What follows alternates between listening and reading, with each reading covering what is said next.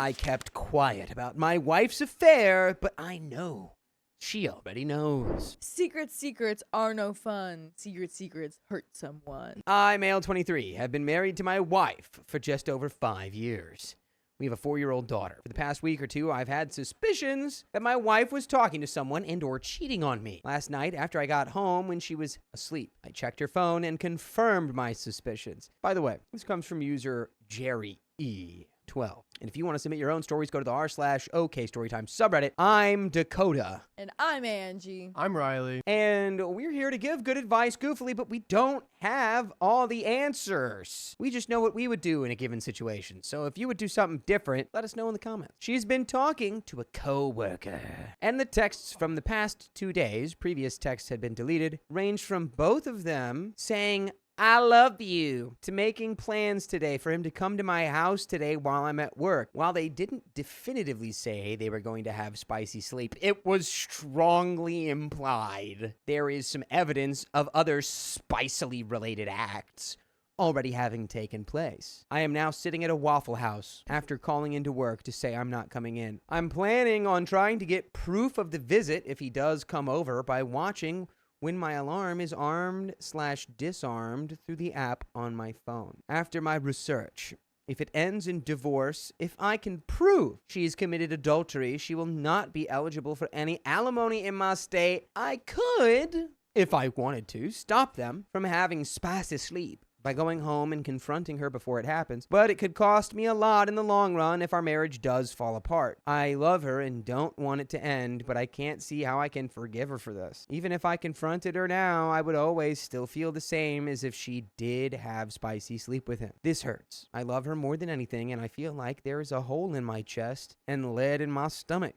I am physically hungry, but can't bring myself to eat because I'm so nauseous. I can't stop shaking. I can't think straight. I feel like a part of me has been ripped out. I'm terrified of what this will mean for my life, and more than that, the life of my daughter. I need advice. I don't know what to do, and there's an update, folks. While I still feel physically sick, I am able to think clearer thanks to everyone. I'll keep you all updated as this unfolds. Update 2. I haven't left this post since I created it, and I've still not stopped reading. This is the only thing keeping me sane right now. I have yet to confront them as the guy hasn't shown up, and I don't think he will today at least. Maybe she caught on that I knew. I tried to play it like nothing was wrong this morning when I left, but it hurt. Not sure if she bought it. In their text, they had planned for him to come over Thursday morning.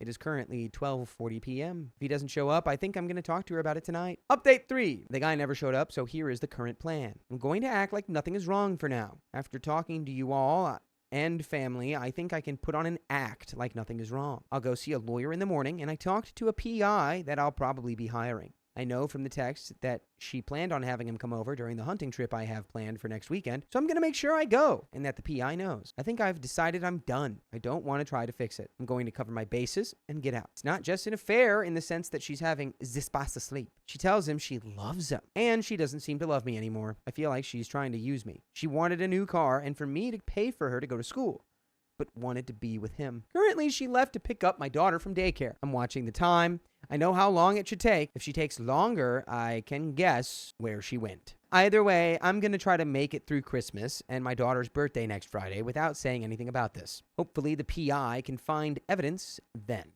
Updates number 4. So I came home and I acted normal. Everything seemed normal. We joked a bit, which hurt when you're heartbroken, and had dinner. Sitting on the couch after dinner, she asks me to pause the TV and asks when I was going to mention it. I asked what it was, and she said she knew I saw the texts. The conversation started. She tells me that he didn't come over, which obviously I knew that, and that she told him she doesn't want to talk to him anymore. She blocked his number. Obviously, since she's done this, the original plan is off the table. My heart is broken. I don't know if I can ever forgive her or trust her. I don't know if I can be in a relationship with her. She wants to work on us. I don't know if I'm willing to or not. She says she was talking to him because she didn't feel wanted. Well, imagine how OP feels now, dummy. Imagine how tired we are of it. She didn't feel a deep emotional connection between us, and he knew all the right things to say. She said she told him she couldn't be with him and told him multiple times she was done with him, yet here she is inviting him to our house. She said it wasn't a choice what she felt for him. The exact story was along the lines of, He was bagging at my register one day, and I accidentally touched his hand, and it was like electricity. So naturally, What a dumb idiot thing to say. You don't understand. I touched his hand and immediately was willing to throw away our marriage. I know you're probably reading this and thinking, it's a load of BS. Yeah, me too. How am I supposed to trust her? I can't see her side of this. Should I give her a chance? Should I try to work on things? I don't know. Do I want to? Is it worth it? I have to figure all this out. I told her I can't decide now and I have to think about it. I'm thinking about asking some coworkers if I can crash on their couch for a few days. Get away from it all and think. Of course, I'd come back for Christmas for my daughter's sake. I don't see any point in hiring the PI now, as I genuinely don't think she'd do anything for a while. But maybe I'm wrong. Obviously, I have been before. I'm taking plenty of precautions in the meantime to make sure I know what she is doing. And if anything is questionable, I'm done. And there's a fifth update. I'm going to do a little Q&A section for the most asked questions. Question, how did she find out that I know? Answer, in 2 ways. She had a strong suspicion that I knew because when she woke up, there was a notification on her phone for a new screenshot, but when she clicked it, there was no file. She was 100% sure I knew once she found this post. She's seen it. She's probably reading this now. Hey, wife. Question, what did she say when I asked if she had Zispas to sleep with him? She said no! I'm inclined to believe her because many of the texts, including some of the last ones, he was saying how excited he was to finally see her. This doesn't mean I believe that she didn't. Not at all. It doesn't change how I feel whether she did or not. She planned on it and probably would have if I hadn't found out. Question, how do I know she won't do it again? Answer is obviously I don't. If we try to fix things, I'll probably never be able to fully trust her again. She's going to have to prove that she will be 100% honest with me. Roughly 80 to 90% of you are telling me to lawyer up and leave her. The other 10% are telling me to either give it a shot or to do what I want. Thank you to everyone that has commented. It means a lot to me that so many people have taken the time to try and help or comfort me. She was saying that she did what she did with him because she felt unwanted, but she understood that it was her fault. She knows she should have talked to me. She knows she's the one in the wrong. She says she doesn't blame me for it.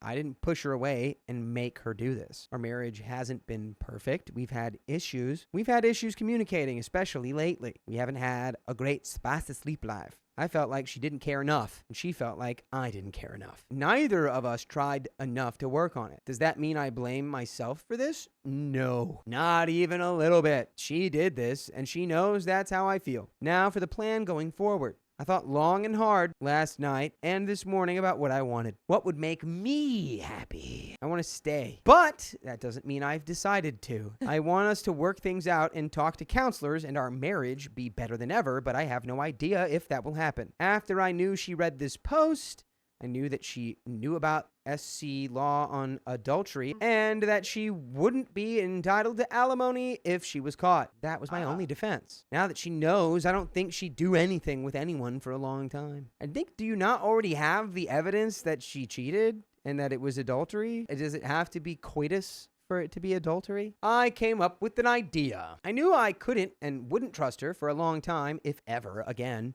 if we tried to fix things. I figured out the only thing that can even start to make me believe that maybe she actually wants to stay with me, for me, and work on our relationship, and not stay with me for what I can do for her. I asked her if she would sign a post-nuptial agreement. If she will agree to sign a contract that if we divorce, even at no fault, she gets nothing. No alimony, no possessions except certain outlined things that are undeniably hers, and no child support. Let me clarify, I would never not support my daughter, and I wouldn't keep my daughter from her. I'd just like to avoid court-ordered child support and give her X amount to support my daughter based on how long she has her at any given time. At this point, if the post-nuptial agreement works how I hope, and she signs it, I think I'd be willing to try to work on things. I know a lot of you aren't going to like this. Maybe she's lying to me. Maybe she really is problematic, but I knew her before she did this. I knew her before our marriage degraded. I don't think she did it because she wanted to have the splash of sleep with someone else. I don't think she did it because she doesn't love me. I think she did it because he was telling her the exact same things I used to when we were first together. I think she misses what we used to be. And while we will never be what we used to be, this will go one of 3 ways. Either we try to work on things and it doesn't work out, and we get a divorce. We try to work on things and she continues to cheat and we get a divorce. Or we try to work on things and we fix problems we have had with ourselves and our marriage since we first got together, and our marriage and relationship will be stronger than it has ever been. I'm hoping for the latter. And there's a 6th update. Currently sitting at the bar drinking some Jack and Coca-Cola. so we talked. We tried to work things out, and it seemed like it was getting better. Then she said that she wasn't sure how she felt or if she wanted to try. We talked some more, and she said she did want to try. We had a session of counseling with a therapist Wednesday. The counseling went more or less like this. She said she felt like she wasn't getting enough out of the marriage and that I didn't care or talk to her. The therapist asked her some questions, and she answered basically saying she could tell I did care and did talk to her. Therapist explained to her that it wasn't that I didn't care, and instead that she just wasn't happy with it and didn't know what she wanted. Well, she decided what she wanted. Last night, she started setting up an air mattress in the extra room, and I saw she had some new sheets that she had ordered to fit it. I looked at her phone to see when she had ordered them, and she was texting him again. Wait, that's crazy. That's crazy. Yeah. Like, oh, I'm just trying to see when you decided to sleep in another room, but I found something way worse. Like, you're still talking to this guy. We will be getting a divorce. I know a lot of you are going to say, I told you so. But I was 100% aware this was a possibility when I tried to work things out, and I don't regret it at all. I'll look back on this in the future and know I did everything I could to fix things. I have nothing left to regret, and that makes me happy. I tried, and I can never blame myself now. As you can't just stop loving at will, I do still love her. I don't forgive her, and I may never forgive her, but I don't resent her. I still want the best for her and our daughter, and want her to be happy. I genuinely believe she regrets hurting me, but can't help how she feels. We are done, but she is currently planning to move back to Florida with her family, which means leaving this guy, too. She doesn't think she can be happy with me anymore, but I don't really think she's leaving me to be with him. In my opinion, she's excited about the pursuit, the puppy dog love that you get when you meet someone new. I think she is damaged and needs help to figure herself out and her self-image issues. She will be staying here in our house for the time being,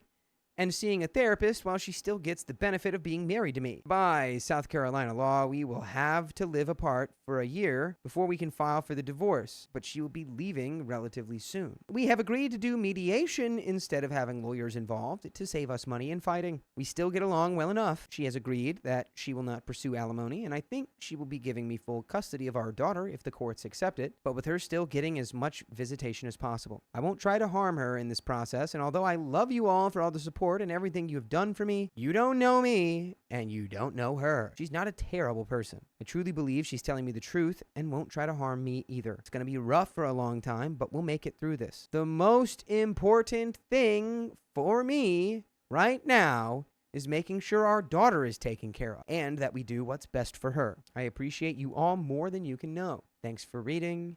Thanks for everything. And there's a 7th update. It's been 4 years since I discovered that my ex-wife was cheating on me. I've had many people ask for an update and decided it's finally time for one. After the day or two of activity that the last post took place in, my ex, Sheila, and I spoke. She made promises to stop talking to the other guy, but of course, couldn't keep her promises. Within a month or two, after trying and failing counseling, Sheila moved out. She stayed with her lover, and they remain together to this day. I retained custody of our daughter, and life went on. I went through a deep depression. I'm honestly surprised that I came out of the other side of it. I have you all, my daughter, and my mother to thank for that. We actually get along better now than we have since I discovered she was cheating. Not to say we're friends, but I've moved on and have stopped holding resentment for what she did to me. I believe in karma and feel like she's gotten hers. She hasn't had an easy life these past 4 years. And by the way, you can listen to probably what would feel like 4 years worth of content.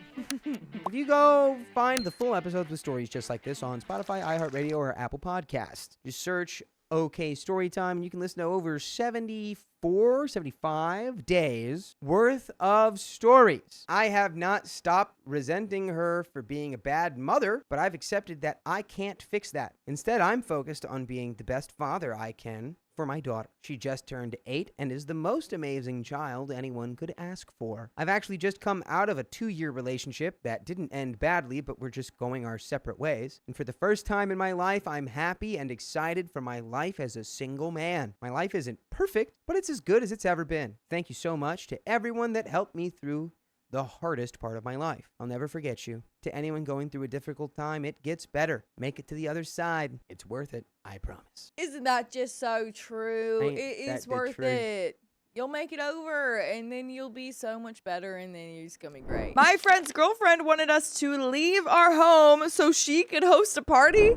It's party time! Get out! My boyfriend and I, 26 female, have been together for 2 years. Bought a house about 6 months ago, and we've been renting out the spare bedroom to his best friend. We'll call him James. We also have a 5-month-old puppy who we got when we bought the house. James has been with his girlfriend, we'll call her Amy, 25 female, for a little over a year now. She is at our house very often, and we don't mind her being there. Amy is nice, but she's very socially awkward. My boyfriend and I have tried to get to know her, but she shows little interest in us. She never talks to us unless we say something to her, and oftentimes she shows no interest in getting to know us. Sometimes she doesn't want to say hi to us when we come home. And by the way, this comes from not invited to the party. And if you want to submit your own stories, go to the r/OKStorytime subreddit. And I'm Angie. I'm Dakota. And I'm Keon. And OP says, Amy has a group of friends who we've hung out with once before, but it was hard to have conversations with them because they were all high at the time. We weren't, by the way. We didn't judge, but it was hard to have a conversation with someone who clearly wasn't in the right mind to respond. But ever since then, she has never invited us to go out together ever again.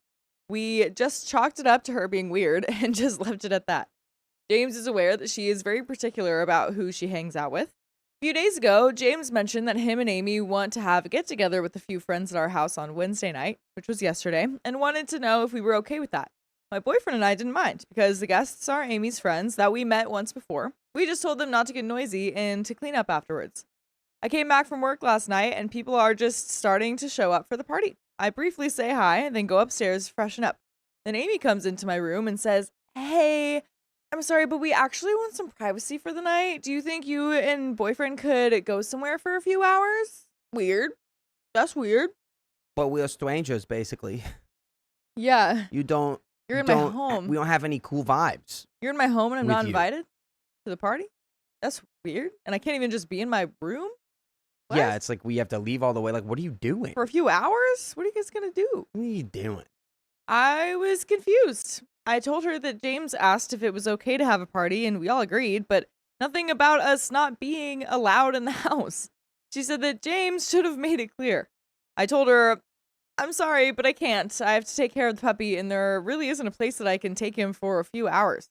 And her response, "Oh, you can leave him here. We really like the dog, and we'll take care of him." So, see, now that's why you shouldn't lie. You should just go, "No, I'm not getting kicked out of a party at my own house." Yeah, exactly. I told her that I wasn't comfortable leaving the dog with strangers. She wouldn't give up. I simply told her no again, and that she and James are free to have friends over, but that she can't just expect us to leave our own home and our puppy behind. She seemed frustrated, especially when my boyfriend came home. I kept the puppy in our room most of the time. We have the master bedroom, and it's pretty big. I told my boyfriend the situation, and he was pretty confused by it as well. The party went off without a hitch, and everything was fine, or so we thought. Bum, bum, bum. James texted us this morning telling us that Amy was really upset that we ruined her party and humiliated her in front of her guests. This wasn't even in front of her guests. They were in her room. Wait, what? She's just When making did stuff the party up. happened already? Well, yeah, so that And was you embarrassed her? that was right before. So they had that conversation like right as the party was starting, and people were already showing up. But then OP went to her room and Amy followed her, and then talked to her there, not in front of all the guests. Crazy. It's so embarrassing having you breathe the same air as my party. Yeah, can't believe you walked into this home. I was telling these people this was my home. You can't walk into here. They're gonna ask questions. Crazy. Apparently, when we first hung out with her friends, Amy was upset that we didn't make an effort to get to know them. She said that we weren't very friendly to them, and that's why she couldn't bring us around anymore. Except when we first hung out with them. They were high and couldn't even muster a response to us. But that doesn't matter, apparently. Amy didn't want us hanging out with her friends because she didn't think that we would get along based on that one time. James is asking us to cut him a break and apologize to her because she's been having a rough time and really needed this party to relax. Absolutely not. I told James that it doesn't matter how rough her life is. It's extremely rude to tell us, the homeowners, that we have to vacate our own home so she can have a party. My boyfriend also reiterated this to him in a separate text conversation. I told James that, if anything, Amy should apologize for how rude she's handled this situation and how rude she's been in general, citing the few past times that we've tried to be friendly to her, but instead she gave coldness in return. I told him that I'd only accept an apology from her in person because all of this is coming secondhand from James. Amy has not said a word to us about this. Whether I like it or not, James is still dating Amy, and there's nothing that I could do about it. Amy will most likely be around pretty often because she lives with her parents, but I don't know how to diffuse the situation going forward. Am I in the wrong here? How do I handle Amy in the future? There is an update, but how would you handle her in the future? I'd handle her the same way I'd handle her in the present. Just being like, nope. Yeah. No, I'm sorry. It's my house. No. Yeah. I will, if that's how you feel, just say that, and I'll try to be courteous to your friends. But also, if you're going to have just like I don't know what your idea of a relaxing party is, but if it's everyone getting messed up on substances in my living room, I wonder why you didn't want me here. Like, or like if that's, I don't know if that was it, but it's like based on them saying like, well, when we met, they were all, messed up. Right. And couldn't even respond to us. It's like, Exactly. well, yeah, it's like, well, do you just want to get wasted in the house without me there to be like, hey, what are you doing? Right. But there is an update. A lot of comments were saying that we should evict James, but I wasn't okay with that. As I said in the comments of my last post, James is a childhood friend of my boyfriend. Their moms have been friends since grade school, and he supported him through some tough times growing up. Money is a little tight for James, so my boyfriend wanted to help him out, much like he did for him. We also didn't like the idea of banishing Amy because we inadvertently would have been responsible for ruining their relationship, and we didn't want to deal with that. On Friday night, we sat down with James and Amy to talk to them about the situation. We told them that we didn't appreciate being told to leave our house and our dog behind so that they could have a party. James had only given us a heads up that they would be having friends over and nothing more. Amy interjected and said that we were the ones being rude and that we should have left because they should be allowed to have friends over because we have people over all the time. Amy, you are not paying a dime of rent. You cannot have any say in what they should do or who they can have over. Holy entitlement, Batman. Well, that's true. We never asked James and Amy to leave. In fact, we invite them to hang out with our friends when they come over. Amy said that we couldn't have stayed and hung out with her friends because she didn't think that we got along that well. My boyfriend and I are working professionals in good career fields, and her friends don't make as much and smoke the devil's lettuce all the time. We told her that we don't judge her friends and we don't care. We have all been at that point in our lives, so what does it matter? It seemed like she was embarrassed to bring her friends around because all of our friends are equally as successful as us.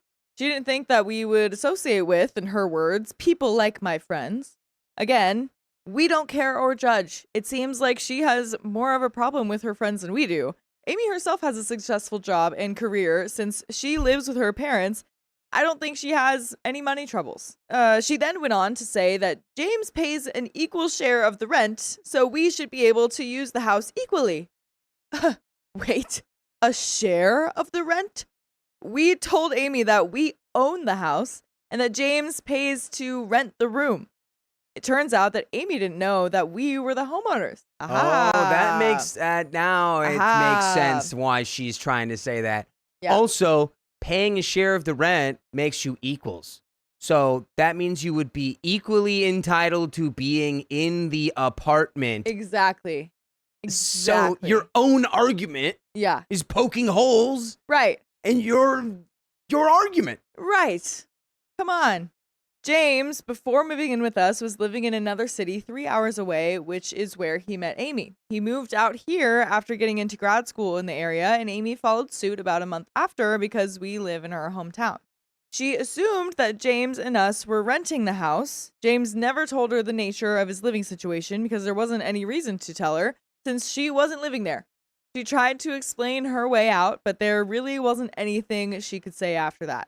By the way, Dang. I will always say that there are full episodes with more stories just like this one on Spotify, iHeartRadio, Apple Podcasts, or whatever your favorite podcast app is. Just search OK Storytime. But there is there's some more to this story. James, in the midst of all of this, grew pretty exasperated with her. He was trying to be a good boyfriend by lending his support and keeping her happy, but when everything started to unfold, he started getting pretty tired of her excuses. He apologized to us and also to Amy for not telling her about this living situation, but we were right. She can't punt us out of our own home. We all agreed that we don't have a problem with them inviting our friends over. In fact, we actually do like them, but never get to talk to them.